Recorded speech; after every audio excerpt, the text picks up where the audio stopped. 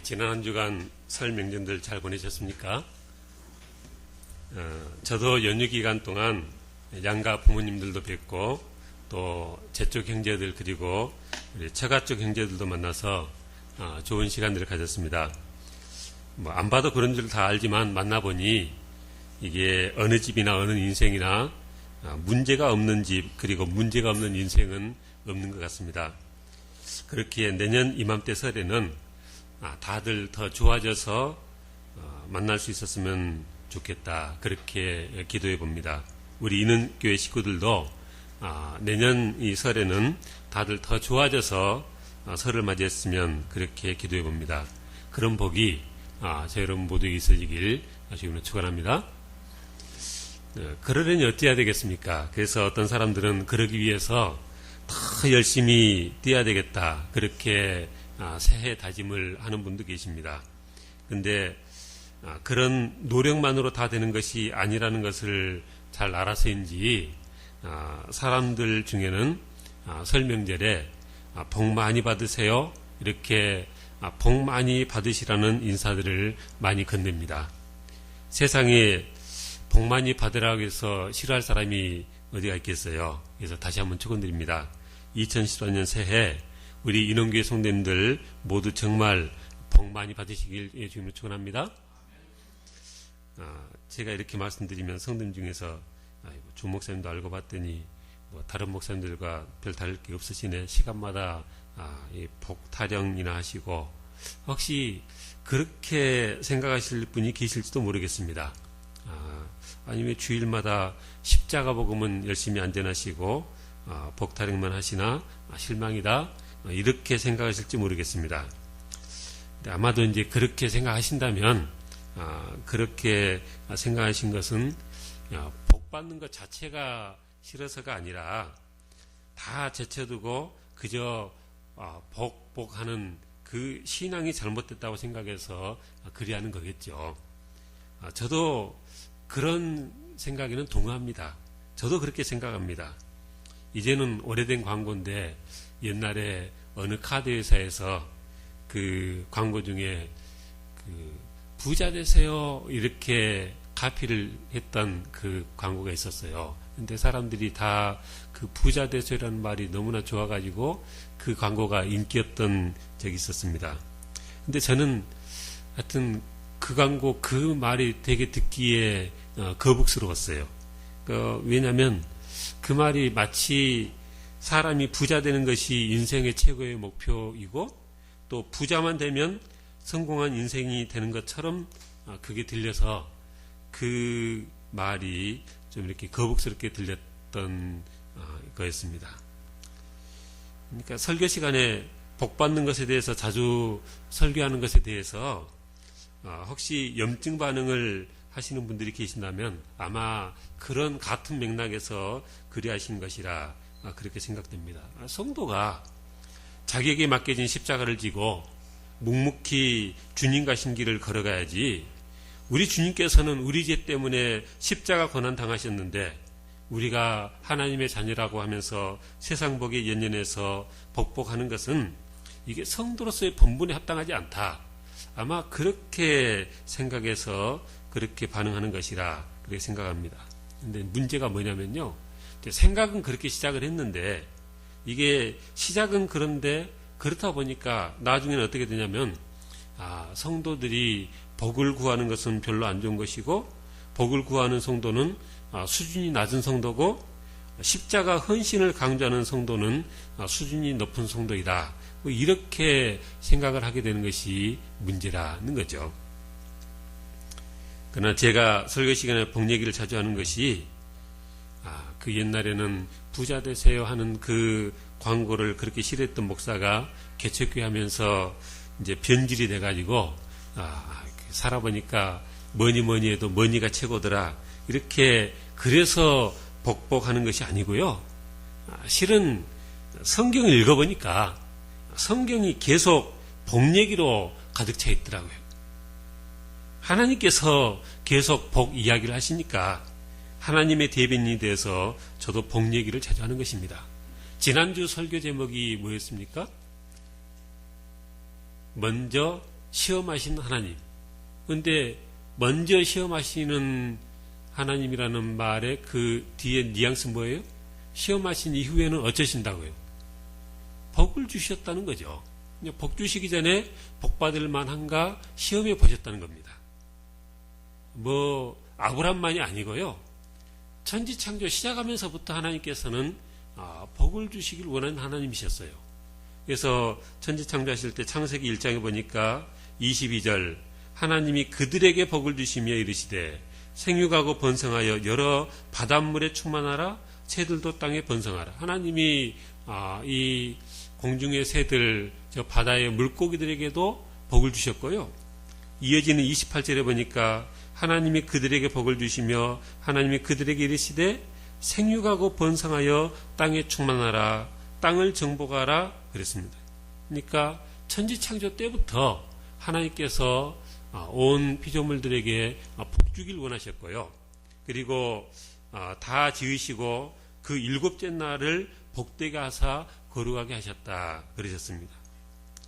그러니까 복타령하는 것은 저급한 신앙이고 십자가 헌신을 강조하는 것은 고상한 신앙이고, 만일 이렇게 생각하는 것이 맞는 생각이라면 대단히 죄송한 말씀이지만 우리가 믿고 따르는 하나님도 수준이 낮으신 하나님이시다. 아마 그렇게 말을 해야 할 것입니다. 하나님께서 늘 하시는 말씀이 성경 읽어보니까 어떻습니까? 내 명령을 준행하라. 그리하면 내가 너에게 뭘 주겠다고요? 복을 주겠다 그러셨어요. 마치 애들 사탕으로 유혹하듯이 하나님께서 고작 복으로 우리들 그렇게 얼가매시냐? 좀 더 고차원적으로 행하셔야지. 그렇게 우리가 이 말들을 한다는 것입니다. 그러나 우리가 하나님께서 일하시는 그 방식을 놓고 하나님께서 행동하시는 행동 방식을 놓고 수준이 높으니 낮으니 그렇게 말하는 것 자체가 잘못된 거죠. 그러지 않겠어요?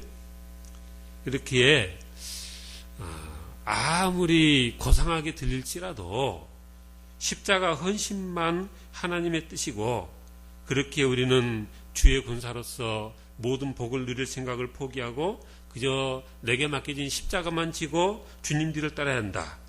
이렇게 설교하는 것은 성경과는 거리가 먼 설교인 줄 믿으시기 바랍니다. 하나님과는 거리가 먼 메시지라는 것이죠. 우리가 믿는 하나님은 어떤 하나님이시라고요? 태초부터 우리에게 복 주시기를 원하신 하나님, 아니 물고기 새들에게까지 복 주기를 원하신 하나님이신 줄 믿으시기 바랍니다. 복 주시기 원하시는 하나님이십니다. 기독교를 정의해서 사랑의 종교라, 거룩의 종교라, 십자가의 종교라, 부활의 종교라, 말씀의 종교, 여러 정의가 가능하겠지만 제가 믿기로는 이 모든 것을 다 포괄하는 정의는 축복의 종교라, 그렇게 정해 볼 수 있겠다는 것입니다. 그러니까 제가 첫 번째 드리고 싶은 말씀은 무엇인가 하니, 우리가 하나님께 다 복을 원치 않는 성도가 누가 있겠어요. 그러니까 늘 그냥 이런저런 그 분위기 때문에 약간은 죄책감을 가지면서 하나님 제게도 복을 좀 주세요, 이렇게 복을 구하시는데, 그러나 우리 인원교회 성도님들은 아주 떳떳이 당당하게 또 하나님께서도 기뻐하시는 일로 생각하고 그렇게 복을 구한 성도 되시길 주님은 축원합니다. 그렇게 하나님께서 주시는 복을 구하는 우리 모든 성도들이 되어야 되겠다는 것입니다. 네, 그렇게 복 주시기 원하시는 하나님이신데, 두 번째 드리고 싶은 말씀은 그 복을 누구에게 줬느냐? 야곱에게 그 복을 주신 하나님이시다는 것입니다. 그래서 오늘 말씀의 제목을 야곱에게 복 주시는 하나님이시다는 겁니다.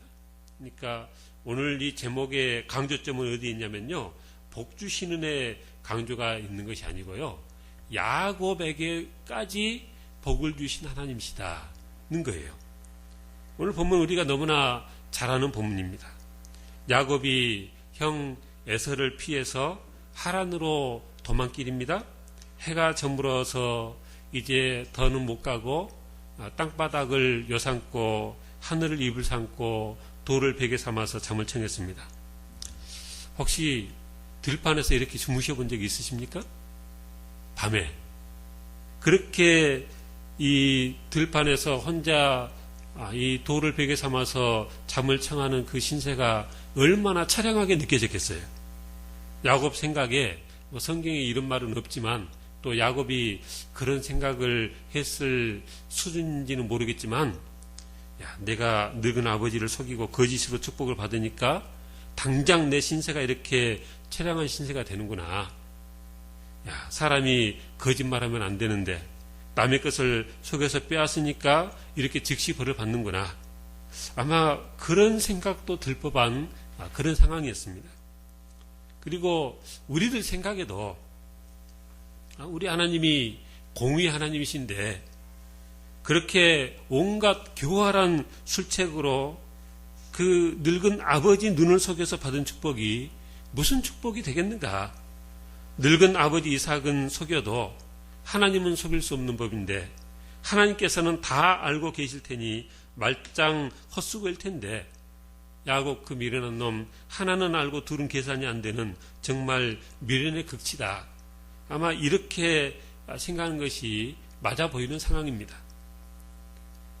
그러나 그건 우리 생각이고요. 성경을 보니까 하나님께서는 우리와 달리 야곱에게 대하셨던 것을 우리가 볼 수 있습니다.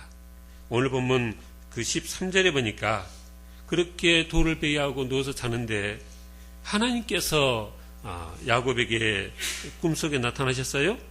그리고 하나님께서 하신 말씀이 13절, 14절, 15절입니다. 우리 한번 함께 읽겠습니다. 시작. 또 번져 여호와께서 그 위에 서서 이르시되 나는 여호와니 너희 조부 아브라함의 하나님이요 이삭의 하나님이라. 내가 누워있는 땅을 내가 너와 내 자손에게 주리니 내 자손이 땅에 티끌같이 되어 내가 서쪽과 동쪽과 북쪽과 남쪽으로 퍼져나갈지며 땅의 모든 족속이 너와 내 자손으로 말미암아 복을 받으리라. 내가 너와 함께 있어 내가 어디로 가든지 너를 지키며 너를 이끌어 이 땅으로 돌아오게 할지라. 내가 내게 허락한 것을 다 이루기까지 너를 떠나지 아니하리라 하신지라.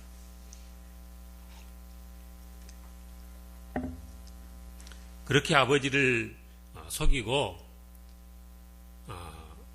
형 에서의 그 축복을 가로챈 야곱이었는데도 불구하고 하나님께서 그 야곱에게 나타나셔서 하신 축복의 말씀입니다. 사실 아버지 이삭도 야곱에게 축복할 생각이 전혀 아니었죠. 아버지 이삭도 당연히 그 장자 에서에게 축복해야 된다는 생각에서 에서에게 말을 했던 것이고요.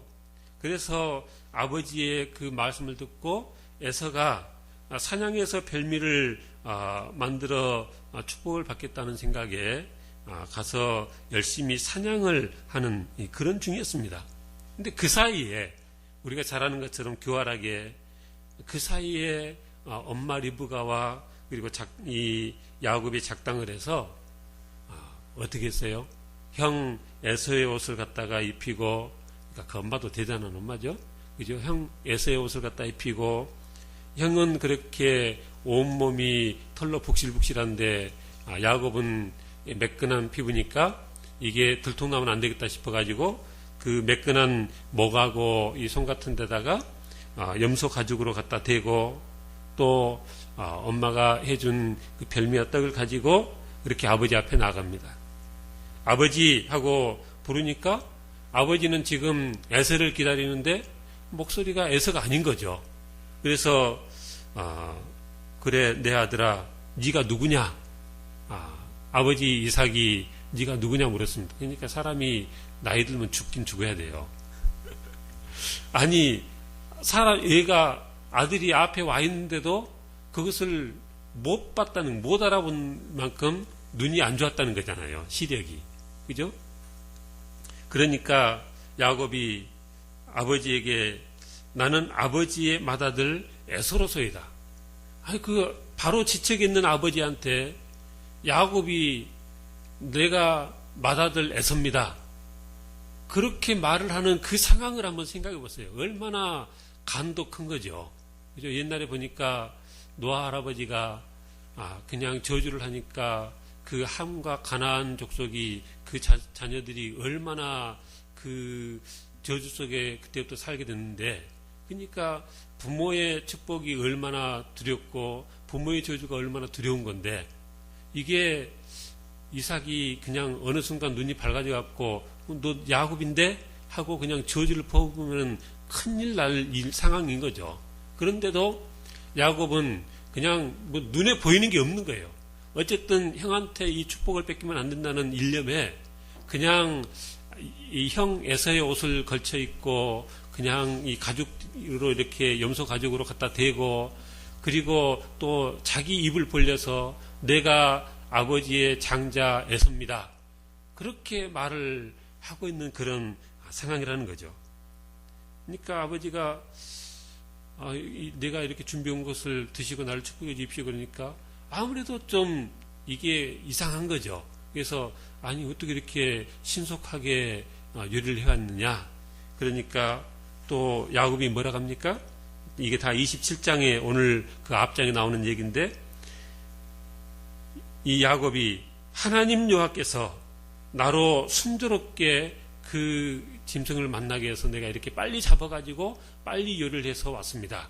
이게 아버지 이삭한테 하나님 이름까지 팔면서 거짓말을 해댄 겁니다. 그러니까 이 이삭이 그래도 안 믿어지니까 네가 과연 내 아들 에서인지 아닌지 내가 너를 만져보겠다. 가까이 와라 해가지고 만져보니까 어땠어요? 만져보니까 정말 털이 북실북실하니까 아버지 이삭이 헷갈리는 거죠. 이게 분명히 음성은 이게 아닌데 그냥 옷의 냄새도 에서의 냄새고 또 그냥 사방대가 털도 북실북실하고, 그러니까 그래서 결국은 그 음식을 먹고 이제 마지막으로 또 물었잖아요. 네가 정말 내 아들 에서냐? 그러니까 내가 정말 에서입니다. 야곱이 또 그러니까 그때 이삭이 그 야곱을 데려다가 축복을 합니다. 27장 27절 이하에 내 아들의 향치는 여호와께서 주신 복 주신 밭의 향치로다. 하나님은 하늘의 이슬과 땅의 기름짐이며 풍성한 곡식과 포도주를 내게 주시기를 원하노라. 만민이 너를 섬기고 열국이 내게 굴복하리니 내가 형제들의 주가 되고 내 어머니 아들들이 내게 굴복하며 너를 저주하는 자는 저주를 받고 너를 축복하는 자는 복을 받기를 원하노라. 결국은 이삭이 이 아들이 에서다 생각하고 그렇게 야곱에게 축복을 한 겁니다. 완전 요즘 말로 사기를 친 거죠. 완전 사기를 친 겁니다. 그런데 성경 읽어보니까 오늘 28장을 보니까 놀라운 사실이 뭐냐면 야곱이 그렇게 부모를 속여가면서 받아낸 축복인데 하나님께서 그 축복을 하나님께서 인정을 해 주시더라는 거죠. 오늘날 정의를 외치는 사람, 그 합리를 외치는 사람들 입장에서 보면 하나님께서 다른 사람은 몰라도 하나님께서 저렇게 처신하는 것은 정말 말도 안 된다. 이거는 너무나 부당합니다. 그렇게 할 만한 처사를 하나님께서 하신 거죠. 요즘은 사람들이 얼마나 말하길 좋아해요. 그러니까 하나님 그렇게 하신 건 이게 잘못된 거고 저게 잘못된 겁니다. 우리의 사람의 생각으로는 그렇잖아요. 그렇게 이삭도 사실 에서에게 한 축복이었고 이삭이 눈이 잘 안 보여서 한 축복이었지 그게 실은 에서에게로 갈 축복이었는데 그런다고 어떻게 하나님까지 다 아신 하나님께서까지 이렇게 야곱에게 복을 주십니까? 그렇게 사람들은 이 항변할 만한 그런 상황이었다는 거죠. 사람들이 그렇게 많은 말을 해도요, 우리 흔히 하는 말에 이런 말 해서 죄송한가요? 개는 짖어도 기차는 간다. 그런 말 들어보셨어요, 혹시? 저희 사는 고향이 기찻길 옆이어서 그런지 우리는 어렸을 때 그런 말을 많이 들어봤거든요. 그러니까 기차가 가면은 개들이 놀래가지고 왕왕왕 막 짖는데, 개가 짖는다고 기차가 가다가 서는 기차가 어디 있어요? 짖든 말든 가는 거죠. 그런 것처럼 사람들이 뭐라고 하든 하나님께서 하신 걸 보니까 그때부터 야곱에게 복을 부어주시는데, 차고 넘치도록 복을 부어준 줄 믿으시기 바랍니다. 하나님께서 야곱에게 어떻게 복을 주셨느냐? 우리가 아는 것처럼 야곱의 인생이 정말 자기가 나중에 그 자기 인생을 회상했던 것처럼 험악한 인생이었어요. 그 밧단 아람에서 외삼촌 라반의 집에서 총 20년을 섬겼는데, 우리가 잘 아는 것처럼 이 외삼촌 라반이 얼마나 교활합니까? 그래서 그 오랜 세월을 섬겼는데도 이게 자기에게 재산이 모아지지가 않는 거예요. 뭘 주는 게 없는 거예요. 그래서 하루는 외삼촌한테 가가지고 그랬잖아요. 아니, 외삼촌, 내 아내는 다 당신 딸이고 내 자식들은 다 당신 손주들인데 나도 뭔가 처자식을 거느리려면 뭐가 좀 있어야 되지 않겠어? 그렇게 외삼촌한테 말하니까, 그래서 이제 우리가 아는 것처럼 뭐 아롱지고 검은 것은 네 것이 되게 하고 뭐 야곱이 그렇게 제안한 것처럼 그렇게 했었습니다. 그리고 그 과정에서 자꾸 야곱의 재산이 늘어나니까 성경에 나오는 것처럼 라반이 이제는 이 다른 것을 네 것으로 해라 뭐 이런 식으로 하여튼 약속을 10번이나 바꿨던 사람입니다. 근데 라반이 그렇게 교활하고 뭔가를 안 주려고 애를 썼는데도 성경에 보니까 어떻게 됐어요? 결론이 라반이 하는 말을 보니까요, 야곱에게 그랬습니다. 야곱아, 여호와께서 너로 말미암아 내게 복 주신 것을 내가 깨달았다. 30장 27절에 그랬고요. 그리고 그 더 이어져 가는 말씀에 보니까 이 야곱이 결과적으로는 매우 번창하여서 양떼와 노비와 낙타와 나귀가 많았더라. 그렇게 성경이 쓰고 있습니다. 어느 정도 많았냐면요, 그래서 그 창세기 31장에 보니까 라반의 아들들이 뭐라 하겠어요? 야곱이 우리 아버지 소유를 다 빼앗고 우리 아버지 소유로 말미암아 이 모든 재물을 모았다. 그렇게 불평을 했고요. 그래서 점점 야곱은 흥하고 라반은 더 이렇게 쇠해가니까 그 외삼촌 라반의 안색이 이전 같지 않을 정도까지 하나님께서 야곱에게 복을 주시더라는 거죠. 야곱이 야반도주한 건 아니지만 어쨌든 외삼촌이 멀리 이렇게 출타한 중에 아무도 모르게 그 처자식과 모든 그 많은 양떼들 모든 가축들을 다 이끌고 그냥 이제 고향길로 떠났습니다. 와서 보니까 다 딸들이고 손주들이고 그 많은 것들이 다 한꺼번에 다 사라져 버린 거죠.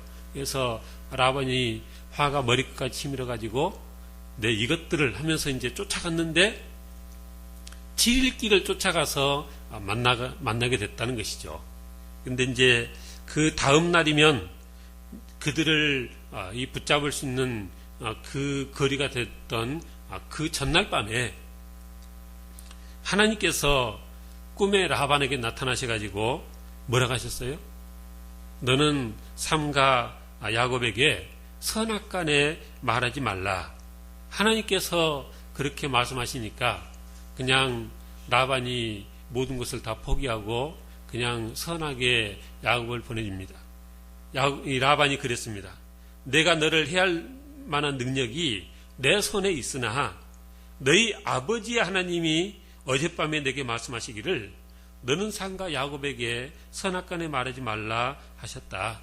그래서 내가 너를 이렇게 선하게 보낸다. 그러면서 그곳에서 둘 사이에 언약을 세우고 이 야곱을 선하게 보내줬던 것을 우리가 기억합니다. 그러니까 하나님께서 중간에 역사하지 않으셨으면 이 라반의 칼에 많은 어려움을 당했을 수도 있는데 하나님께서 야곱을 축복하시니까 그냥 라반을 딱 이렇게 막아주셨어요. 근데 야곱이 그렇게 돌아오는데 보니까 그 재물만 많이 얻은 게 아니고요. 이게 12아들이나 되는 많은 자녀를 거느리고 돌아오게 됐던 것입니다. 우리가 야곱의 일생을 참 잘 알지만 원래 야곱이 결혼하고 싶었던 사람은 라헬이라는 여자 하나였죠. 라헬과 결혼해서 알콩달콩 살고 싶었었는데 이 야곱의 계획이 누구 때문에 그렇게 엉클어진 거예요? 외삼촌 라반 때문에 이 계획도 엉클어진 거죠. 첫날 밤을 잘 치르고 다음날 보니까 이게 별로 마음에 안 들었던 레아였던 거죠. 그러니 야곱이 얼마나 절망스럽겠습니까? 어쨌든 일이 그렇게 돼가지고 하다 보니까 아내가 둘이나 되고 또 첩도 둘이나 되고 그러니 네 여자가 한 남자를 쳐다보고 있으니 야곱은 늘 편안했겠어요? 그리고 네 여자에서 태어난 다 배다른 자식들이 거기 다 모여서 그러고 있으니 다 출신 성분이 다르다고 뭔가 보이지 않는 그 다 이 벽들이 있으니 그 자식들 간의 그런 모습을 보는 그 야곱인들도 얼마나 편했겠냐는 거죠. 근데 그 과정들이 그랬기 때문에 나중에 야곱이 내가 참 험악한 인생을 살았다. 바로 앞에서 말은 그렇게 했지만 그러나 우리가 아는 것처럼 일이 그렇게 되어진 것으로 해서 나중에 어떻게 된 거예요?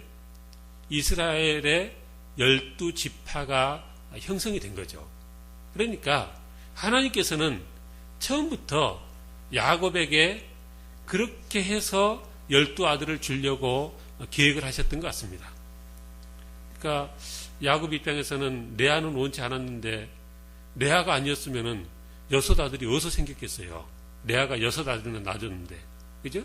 그래서 하나님께서 처음부터 야곱에게 12아들 12지파를 이루어지기 위해서 그 외삼촌 라반의 그런 못된 그런 성품을 이용해서도 또 이 레아, 라헬, 또 실바, 비라 이렇게 첩들이 생겨져서 12아들이 생겨지게 했고요.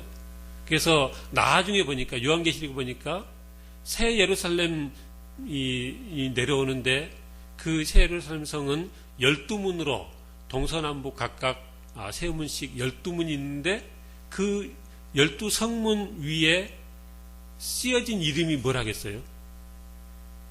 이 야곱의 12아들, 12지파의 이름이 휘어져 있다 그랬습니다. 그러니까 하나님께서 아브라함에게 축복하셔서 이삭으로 야곱으로 그렇게 이어져서 이제 그 12지파를 하나님께서 이루시려고 하셨을 때 그 처음에 그냥 야곱의 입장에서는 원치 않는 레아에게서 루벤이 나오고 시몬이 나오고 그랬던 것이 아니고요. 하나님 입장에서는 나중에 저 천국의 예루살렘 성문 위에 쓸 12 이름을 그때부터 계획을 하시고 그렇게 한 줄 믿으시기 바랍니다. 이게 제가 설교 주면서 그런 생각해 봤어요. 우리가 잘 알지만 레아라는 여자는 참 불쌍한 여자잖아요. 아니 여자의 인생이 뭐라고 남편한테 그렇게 사랑받지 못하고 평생을 살았으면 얼마나 불행한 인생이에요. 처음부터 야곱이 아마 눈에 있었을 텐데 이 야곱은 처음부터 그냥 자기 동생 라헬만 쳐다보고 그렇게 살고 그 아버지 덕에 야곱하고 그냥 엉겹결에 결혼을 하긴 했어도 그리고 또 아들들을 그렇게 낳아줬어도 여전히 야곱은 라헬만 그렇게 쳐다보고 그냥 자기 남편 야곱은 라헬이 독차지하고, 그러니 레아가 얼마나 그 인생이 비참했겠어요. 늘 불만에 쌓여서 늘 불평하면서 도대체 내 인생은 이게 뭡니까? 하나님께 아마 그러면서 그렇게 살았을 거라는 거죠. 근데 우리가 아는 것처럼 하나님께서 레아를 불쌍히 여기셔서 그 레아에게 막 아들을 주셨는데, 루벤, 시므온, 레위, 유다. 레위가 누구예요? 나중에 제사장 지파가 된 게 레위고요. 그리고 유다를 통해서 그 후손 중에서 예수님께서 오셨다 이거 아니에요. 그러니까 제사장 지파의 어머니고요. 우리 예수님의 직계 조상으로 예수님께서 태어나신 그 줄기가 레아를 통해서 태어나게 됐다는 거죠. 그리고 레아가 딱 천국문에 들어가서 보니까 12문 중에 6문이나 자기 아들 이름이 거기 다 쓰여져 있으니, 이게 세상 어느 여자가, 지금 우리 앉아 계신 여자들 중에 레아보다 더 복되다고 자신할 수 있는 여자가 있어요? 제가 볼 때는 세상 어느 여자보다 복된 여자가 이 레아라는 거죠. 근데 문제는 뭐예요? 레아라는 그 여인이 평생 살면서 나는 정말 복되다. 야곱을 만나서 이렇게 6 아들이나 낳고 사니 나는 정말 복되다. 그렇게 생각하고 살지 않았다는 거죠. 야곱도 그렇고요. 야곱도 내 인생이 이게 뭐냐, 나는 나이라고 살라고 했는데 원치 않는 레아에다 첩에다가 그래서 맨날 서로 치고받고 싸우고, 정말 내 인생은 완전히 엉망으로 이렇게 되어가고 있구나, 뭐 그렇게 생각을 했을 법하고요. 레아도 나는 너무나 불행하고, 근데 실은 뭐예요? 그 모든 과정들이 하나님께서 처음부터 복 주시려고 작정하셨던 그 복이 주어지고 있는 과정이었던 줄 믿으시기 바랍니다.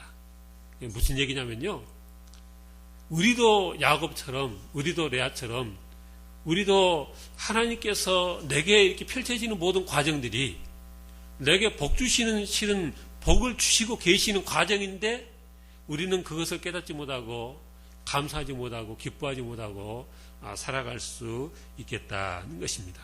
그래서 하나님의 약속을 믿어야 되겠습니다. 하나님께서 뭐라고 하셨어요? 야곱, 네가 어딜 가든지 내가 동행하고 내가 너에게 많은 복을 줘서 너로 인해서 모든 사람들이 다 복받게 하겠다 하셨는데, 그 말씀 그대로 이루어졌잖아요.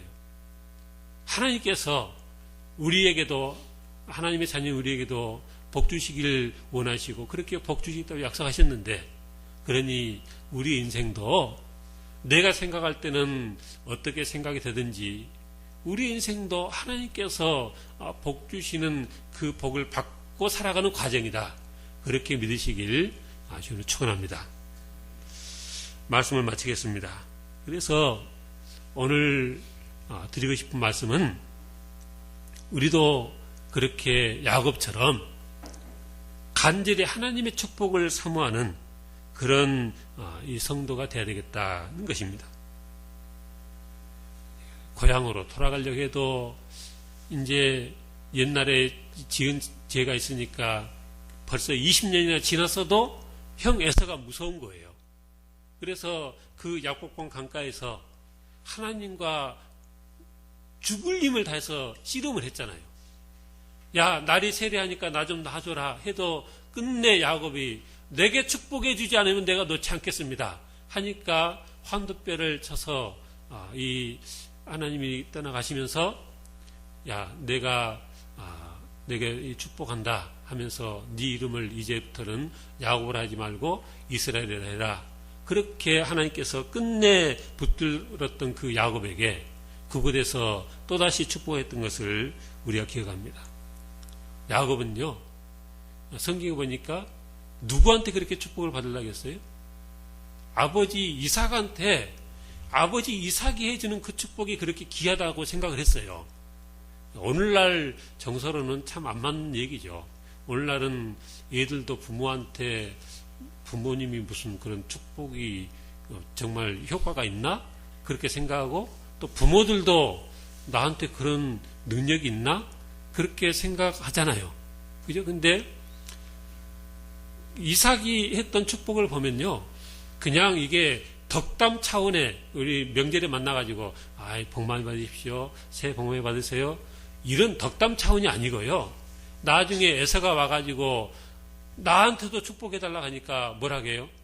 야, 내가 이미 아까 온 아들한테 축복을 다 해줘서 너한테는 해줄 축복이 없다. 그렇게 이삭이 말을 하잖아요.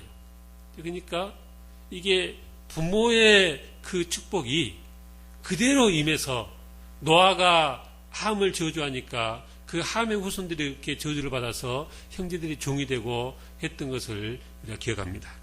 그래서 우리는 정말 하나님께서 복을 주셔야 내 인생이 성공한다. 그런 일념으로 야곱처럼 하기는 좀 쉽지는 않을 것 같아요. 그렇게 하는 것도 아무나 하겠어요? 정말 간이 벌렁벌렁한 거잖아요. 갑자기 아버지 이삭의 눈이 밝아져 갖고 너희놈 야곱인데 하면 이게 큰일 날 상황인데 하여튼 그 모든 위험을 감수하면서까지라도 아버지 이삭을 통해서 하나님의 그 축복을 받아내려고 했던 그 간절함만은 우리가 배워야 됐다는 거죠.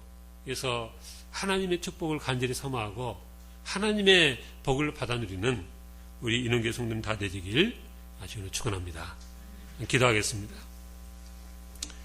하나님, 그렇게 아버지 이삭을 속이고 형 에서의 축복을 가로챘던 야곱이지만 그렇게 하나님의 축복을 간절히 사모했던 야곱을 하나님께서는 기뻐하셨던 것을 우리가 기억합니다. 그렇게 하나님의 축복을 간절히 사모하는 마음이 우리에게도 있게 하시고 하나님의 복을 받아들이는 저희들 다 되시게 주장하시고 인도하옵소서. 감사합니다. 주 예수님 이름으로 기도하옵나이다. 아멘.